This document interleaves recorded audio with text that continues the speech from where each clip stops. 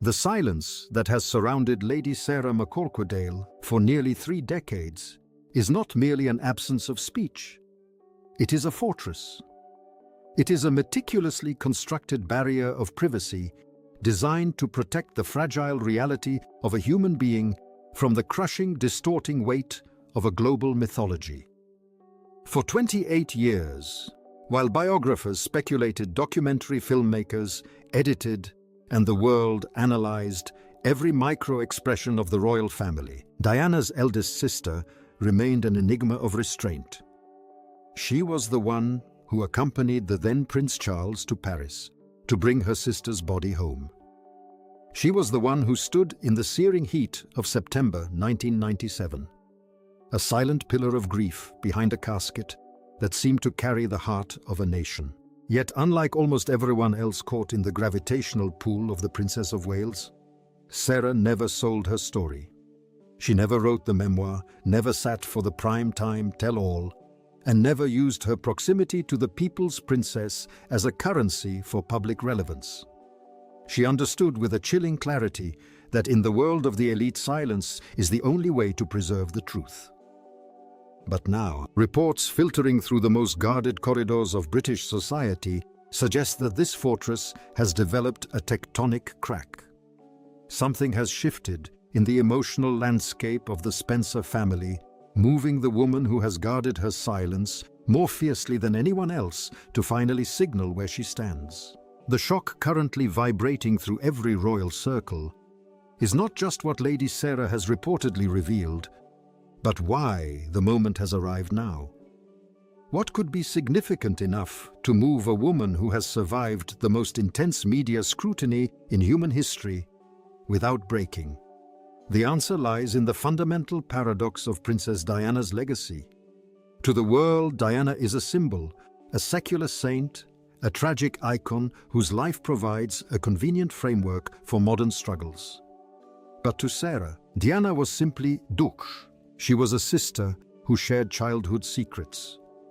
Under the floorboards of Althorpe, a teenager navigating family friction, and a woman who existed in real rooms with real doubts and a specific sharp humor that no film crew ever captured.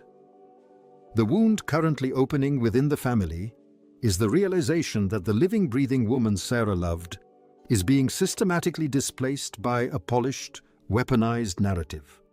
One that uses Diana's name not to honor her past, but to market a contemporary agenda.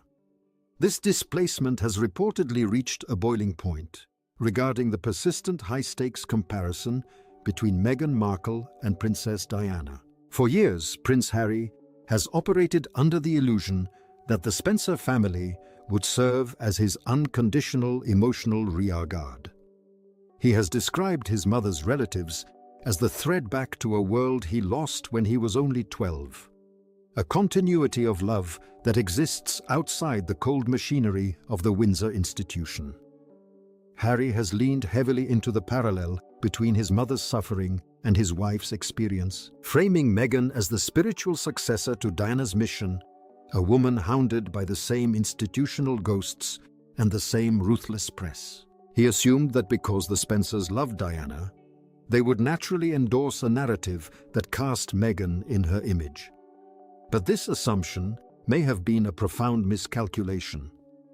Loyalty to a nephew does not automatically translate into the endorsement of a narrative that flattens a sister's life into a convenient template for a television script. Sarah's reported concern is not an act of hostility. It is an act of stewardship for the dead. It is a shattering of the idea that Diana's trauma can be used as a repetitive framework for the present. The micro-details of Sarah's reported shift are subtler than a press conference, but more consequential than any headline. Aristocrats of her standing do not communicate through public statements. They communicate through the quiet mechanisms of influence. A change in posture, at a private event a signal sent through trusted intermediaries, or a deliberate refusal to participate in the standardized narratives of the Sussex camp. Reports suggest that Sarah has begun to signal a nuanced yet firm boundary. She has watched as Diana's jewelry, her iconic poses, and even her specific rhetorical flourishes have been adopted by Meghan. To a global audience, this looks like a tribute. To someone who knew the woman behind the emeralds, it looks like a performance. Sarah's life is built on first-hand memory, and she is reportedly finding it increasingly difficult to remain silent while the icon Diana is used to validate situations she might not have recognized as her own. The institutional memory Sarah carries is a different order of knowledge than the analysis provided by experts. She saw the root wound of the 1990s as it happened. She understood the specific historical context of Diana's struggle, a pre-digital era, where the palace exercised a different kind of control and the media operated with a level of unregulated aggression that cannot be mapped onto the 2020s. Critics of the Meghan-Diana parallel argue that the comparison collapses two very different lives into a single story of shared suffering, ignoring the irreducibly particular nature of Diana's position. Sarah's reported shift suggests that she belongs to this critical camp. She understands that Diana was not a template, she was a person. And when a person is turned into a template, the truth of their life is the first thing to be sacrificed for the sake of the message. The tension within the Spencer family is a cinematic drama that no one wanted to admit existed. Harry's connection to his mother's side was meant to be his safe harbor, but as the spare narrative became his primary export, the Spencers found themselves caught in a crossfire. They are being asked to choose between the living son and the memory of the sister. For Sarah, who has spent decades as a guardian of Diana's reputation, the choice is visceral. She sees the aftertaste of the public debate and realizes that silence is no longer acting as a protection. It is acting as consent. If she stays silent, she is effectively endorsing the idea that Meghan is the reincarnation of Diana's spirit. This realization is what reportedly forced her hand. It is a philosophical turning point for the family. You can love the nephew, but you cannot allow him to rewrite the history of the sister. The timing of this reported shift is not accidental. It occurs at an inflection point where the Sussexes have transitioned from victims of the institution to global media entities. The invocation of Diana's name is no longer a cry for help, it is a brand strategy. This is where the shattering becomes permanent. Sarah has observed how the private Diana, the one who laughed at inappropriate jokes and worried about her son's daily lives, is being replaced by a standardized martyr. The reports suggest that Sarah is drawing a line around the specificity of Diana's life. She is signaling that while Meghan may have faced challenges, they are not Diana's challenges. This is a surgical distinction that removes the emotional armor Harry has used to protect his choices. If the Spencers do not see Meghan as the new Diana, then the entire foundation of Harry's public defense begins to crumble. The twilight angle of this story is the realization that the people who actually knew Diana are the only ones who can stop the mythology from consuming the human being. Sarah has watched the golden illusion of the people's princess grow so large that it has almost entirely displaced the girl she grew up with at Althorpe. She sees the current narrative as another step in this displacement. Harry's loss is genuine. His grief is undeniable, but his information density regarding his mother is limited to a child's perspective. Sarah carries the adult perspective. She knew the Diana of the 1980s, the one who navigated the household instructions of a crumbling marriage and the root wound of a public betrayal. She knows that Diana was more complicated, more resilient, and more flawed than the icon Harry presents. Her reported shift is a quiet reassertion of that complexity. What does it feel like for Harry to realize that the fortress of Spencer support may be conditional? The emotional complexity of this discovery is staggering. For Harry, the Spencers were the only ones who truly got it. They were the ones who sat in the front row of his wedding, the ones who were invited to his children's milestones when the Windsors were absent. But as the reports of Sarah's concerns reach him, he is forced to confront a devastating reality. Empathy for his pain is not the same as an endorsement of his script. The act of severance he committed against the Windsors was supposed to lead him back to the Spencers, but he may find that the Spencers are more aligned with the Crown's sense of duty and restraint than he ever imagined. The Spencers have been aristocrats longer than the Windsors have been royalty. Their sense of order is bone deep. The checklist of Lady Sarah's life has always prioritized the institution of the family over the spectacle of the individual. She has followed the rule of tilling the garden, protecting the legacy, by removing the weeds of oversimplification. Her reported shift suggests that she sees the Meghan-Diana parallel as a weed that has grown too large. It is distorting the history of the family. The reports describe a nuanced position, not a frontal attack, but a quiet tilling of the conversation. She is signaling that Diana's story belongs to Diana. It is an irreducible life that cannot be shared or borrowed. This is the ultimate verdict. The greatest love stories and the deepest tragedies are singular. They cannot be remade for a new generation without losing their essence. The aftertaste of this development is a sense of somber clarity.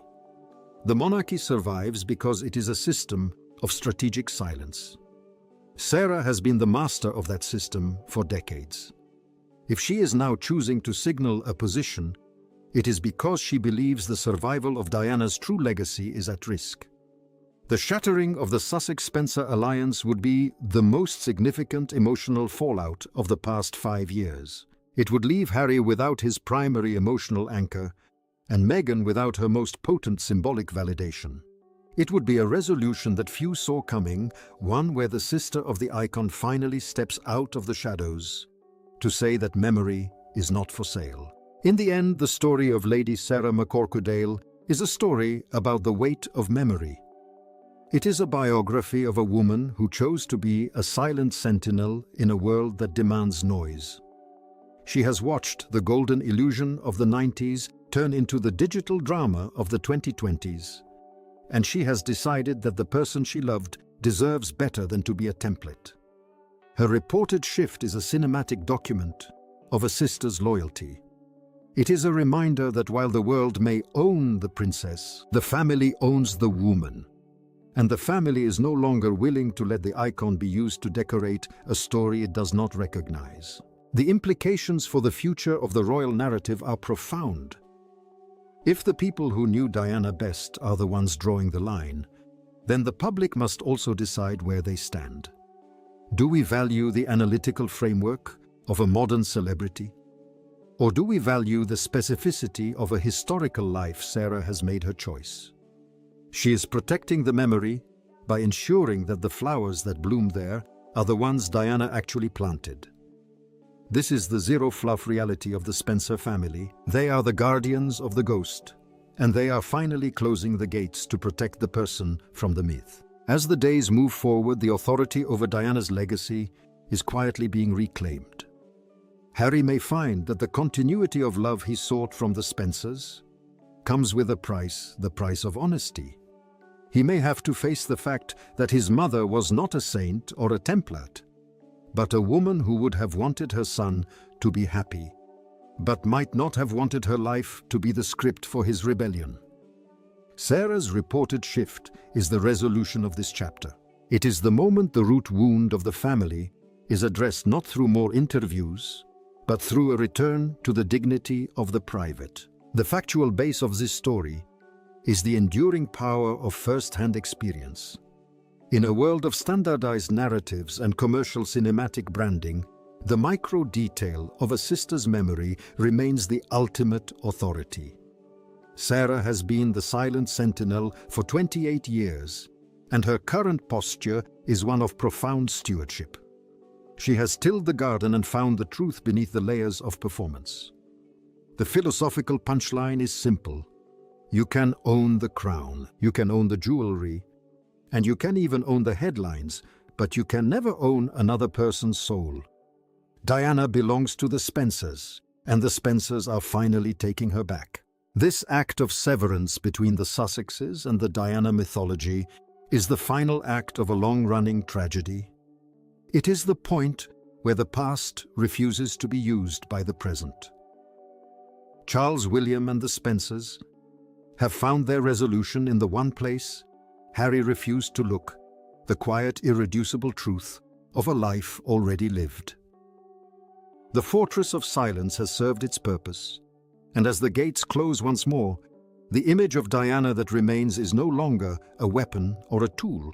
It is just a memory finally allowed to rest in the place it began. Thank you for staying with us as we uncovered the truth behind the Spencer family's latest shift. If you found this unmasking of the royal heart compelling, join our community. Subscribe as we continue to explore the lives lived in the brightest spotlights and the deepest shadows. What do you think of Lady Sarah McCorquodale's reported stance? Is it a necessary protection of a sister's memory, or a betrayal of a nephew's path? Share your thoughts below. The stories of the sovereigns and the stars never truly end. They just wait for the truth to catch up with the glamour. The journey through the ruins of memory continues, and we will be here to witness every shattering moment.